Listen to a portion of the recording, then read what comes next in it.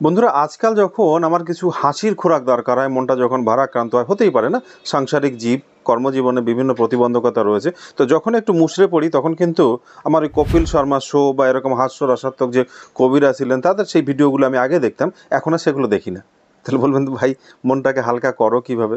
এর জন্য শুধুমাত্র বাংলাদেশের ৭১ টিভিটা খুলে বসি, আর কিছু বাংলাদেশের ইউটিউব চ্যানেল আছে, ফেসবুক পেজ আছে, সেগুলো একবার একটু ঘুরে আসি।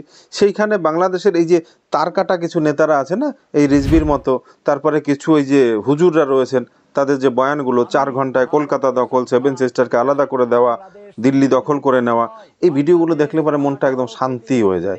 এরা যে নেক্সট লেভেলের ইমাজিনেশন এরা করতে পারে না, ওই বলিউড হলিউডের যারা রাইটার রয়েছে তাদেরকে পিছনে ফেলে দেয়।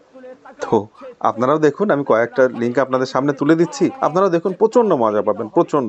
আমি একদম ১০০% দায়িত্ব নিয়ে বলছি, যদি আপনাদের মজা না লাগে, এই যে আপনার ডেটাটা ফুরাবে, আমাকে বলে দেবেন, আমি ডেটা আপনাকে ফিরিয়ে দেবো, আর কি, পয়সা উসুল। তো চলুন দেখি এরা কি বলছে, একসঙ্গেই দেখি, আরো একবার মজা হোক আমারও। ভারত তো দূরের কথা, আমেরিকা আমাদের সাথে টিকবে না ইনশাআল্লাহ। আমরা বলছি 4 দিনের মধ্যে আমরা কলকাতা দখল করে নেব ইনশাআল্লাহ। আমরা দখল করে নেব সামরিক বাহিনী, ছাত্র জনতা, আমরা একত্রে আছি। আমরা রাওয়ার ৫,০০০ সদস্য, এই ৫,০০০ সদস্যের মধ্যে অর্ধেকই নবীন, ২,৫০০ আমরা যুদ্ধের মাঝে যেতে পারি। আর এর সাথে যদি ৩০ লাখ ছাত্র জনতা যোগ হয়, তাহলে ভারত তো দূরের কথা, আমেরিকা আমাদের সাথে টিকবে না ইনশাআল্লাহ। আমি মেজর শরীফ, আমি বলে দিচ্ছি ভারতকে, যে ট্রেনিং আমরা নিয়েছি, যে যুদ্ধ আমরা করেছি, আমরা শুধু ২ লক্ষ সৈনিক না, আমাদের সাথে ১৮ কোটি জনগণ আছে। আমাদের ট্রেনিং, আমাদের দক্ষতা ভারতের চেয়ে অনেক বেশি। আমরা যদি একবার সাহস করে আমার দেশকে যুদ্ধ করবে, আমরা বলে দিচ্ছি ৪ দিনের মধ্যে আমরা কলকাতা দখল করে নেব আমরা দখল করে নেব, আসাম দখল করে নেব। এই যে ভিডিওটা যেটা দেখলেন, ইনি দাবি করছেন ইনি প্রাক্তন সেনাকর্মী। আচ্ছা, এনার কোনো অ্যাঙ্গেল থেকে মনে হচ্ছে ইনি সেনাকর্মী?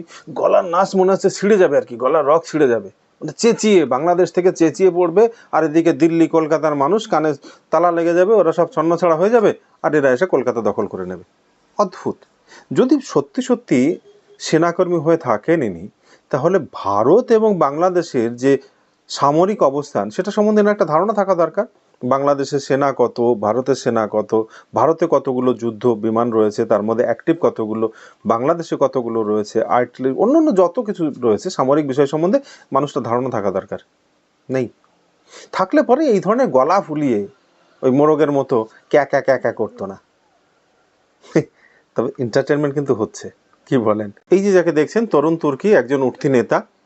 এই মানুষটাকে আপনারা দেখবেন, পুরোনো ভিডিওগুলো যদি ঘাটেন তাহলে দেখবেন আওয়ামী লীগের অনেক বড় বড় নেতাদের সঙ্গে এর অনেক ছবি পাবেন, ভিডিও পাবেন। একদম কট্টর আওয়ামী লীগ সমর্থক ছিল। সব বুঝে কোপ দেওয়া এই শারজিল ইসলামের কাছ থেকে সবাই যেন শিখে নেয়। যখন দেখলো যে এরকম একটা পরিস্থিতি তৈরি হচ্ছে, যাকে গণ অভ্যুত্থান বলছে, আরে ভাই, গণ অভ্যুত্থান এটা যদি হয়ে থাকে যেখানে ৩ কোটির উপরে মানুষ শহীদ হয়েছে, জীবন দিয়েছে একটা দেশ গড়ার জন্য, সেই স্বাধীনতাটাকে অস্বীকার করেন, আর গলা ফুলিয়ে মোরগের মতো মাথা দুলিয়ে দুলিয়ে দুলিয়ে একদম গলার আওয়াজ দিয়ে ভারতকে একদম টুকরো টুকরো করে দেবে, এরকম একটা ব্যাপার। সুটিয়ে লাল করে দেবো, নোংরামি বার করে দেবো। আরও আছে, এরপরে দেখাবো ওই যে রিজভির। এবার একটা অত্যন্ত মজাদার ক্লিপ আপনাদের সামনে আমি রাখবো। আমাদের পশ্চিমবঙ্গের মাননীয় মুখ্যমন্ত্রী মমতা বন্দ্যোপাধ্যায় এর আগে যখন ৫ আগস্টে এই যে একটা টালমাটাল সিচুয়েশন বাংলাদেশে তৈরি হয়েছিল, তখন ওনার কিছু স্টেটমেন্ট, যেটা কিন্তু দেশের স্বার্থ থেকে যেন বাংলাদেশের স্বার্থটাই বেশি দেখা যাচ্ছিল। কিন্তু আজকে বিধানসভার মধ্যে উনি একটা বিবৃতি দিয়েছেন। আপনাদের কেন কারো নেই যে বাংলা, বিহার, উড়িষ্যা সব নিয়ে নেবেন আর আমরা বসে বসে ললিপপ খাবো? আমিও বলে রাখি, আপনারা যদি চট্টগ্রামের দিকে তাকান, দাবি করেন আমরা কি আমলকি মুখে চুষবো?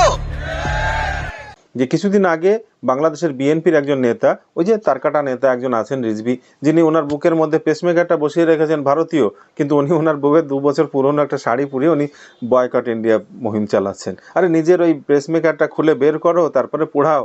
অনেকে বলছে এটা যে নাকি নিজের শরীরটাকে পুড়িয়ে দিয়ে ভারত বয়কট শুরু করো, তাহলেই না হয় বুঝি যে দম আছে। যাই হোক, উনি ওই সময় একটা কথা বলেছিলেন যে বাংলা, বিহার, উড়িষ্যা ওনাদের নবাব, কি জানি ওনার কোন খানদান, উনি কোন, ওনার বাচ্চা ছিল না উনি নবাবের বাচ্চা, এনরা উনি নিজেই ভালো বলতে পারবেন। যাই হোক, উনি বলছেন এইগুলো নবাবের জমি, আমরা দখল করে নেব। তো মমতা বন্দ্যোপাধ্যায় উনি বিধানসভাতে বিবৃতিটা দেন যে আপনারা বাংলা বিহার উড়িষ্যা দখল করে নেবেন, তাহলে আমরা কি লালিপুপ চুষবো। মানে এর আগে তো ভারত যেটা করতে পারে দেখিয়েছিল 71 সালে, তো তারই ডবল স্টেজ ধামাকা হবে আর কি। দিদির কথা তাৎপর্য এটাই ছিল। এর উত্তরে ওই যে বিএনপির তার কাটা বয়স্ক ভদ্রলোক, ওনাকে ভদ্রলোকই বলছি আমি, আমাদের সংস্কৃতি এটাকে সাপোর্ট করে না যে যা কিছু বলা যায়, তবে পাগলকে পাগল ছাগলকে ছাগল বলতে হয়। তো ওনার যেহেতু তার ঢিলা আছে, তার কাটা আছে, তো সেটা বলাই উচিত। তো উনি যেটা বলতে চাচ্ছেন যে তাহলে আমরা কি আমলকি খাবো। আমিও বলে রাখি, আপনারা যদি চট্টগ্রামের দিকে তাকান, দাবি করেন আমরা কি আমলকি মুখে চুষবো? না রিজভী বাবু, আমলকি খাওয়ার মতো সঙ্গতি আপনার থাকবে না এবার যদি ভারত আক্রমণ করে, কারণ আগেই ছিল না। 71 সাল আর 71 সালের পর থেকে এই সময়ের মধ্যে ভারতের যে সামরিক শক্তি, অর্থনৈতিক শক্তি প্রচণ্ডভাবে ড্রাস্টিকভাবে চেঞ্জ হয়েছে। সুতরাং আপনার কাছে আমলকি খাওয়ার মতো মহল থাকবে না, আপনাকে এইটা চুষতে হবে গালে দিয়ে, এছাড়ার উপায় থাকবে না। নিজেকে একটু আপডেট করেন, একটু তথ্য নেন আশেপাশের থেকে। ভারত বয়কট করতে গিয়ে তো আপনার এই হাটটাই অকেজো হয়ে যাবে, সেটাও তো করতে পারলেন না। বউয়ের 3 বছর আগের পুরনো শাড়িটাকে পুড়িয়ে দিয়ে আপনি ভারত বয়কট করছেন। দেখে মনে হচ্ছিল আমাদের এইখানে যখন ওই যে বাসে ট্রেনে যে আমার ছোট ছোট হকার ভাইয়েরা যে ধরনের চুলকানির মলম বিক্রি করে, মনে হচ্ছিল আপনি চুলকানি মলমের অ্যাডভার্টাইজমেন্ট করছেন, দেখে ভালো লাগছিল। আমার তো মনে হয় রিজভী বা ওই যে প্রাক্তন সৈনিক কিংবা এই যে সার্জিল ইসলাম বা ওই যে আরো নাহিদ টাহিদ যারা আছে, এদের জন্য আমাদের যে কলকাতায় যে কচুরি বিক্রি করে এই ভদ্রলোক ইনি যথেষ্ট। গলাবাজিতে এনার থেকে উপরে যেতে পারবে না এরা কেউ। চলুন কি বলছেন শারজিলদের জন্য, রিজভির জন্য, বা ওই যে সেনা প্রধানের জন্য, বা প্রাক্তন সেনা যিনি রয়েছে, সরি মাফ করবেন, প্রাক্তন সেনা বাংলাদেশের, কি বলছে তাদের জন্য আমাদের কলকাতার এই যে এই ভদ্রলোকই যথেষ্ট গলাবাজির ক্ষেত্রে। सुअर का बच्चा है तुम्हारा मादर। तुमको एक बार बोलते सुन, फाड़ के रख देंगे। जितना बोलता उतना सुन, सुअर का बच्चा है। मजा आया, और मैं ये जो मजा है हिंदुस्तान के हर व्यक्ति को देना चाहता हूं।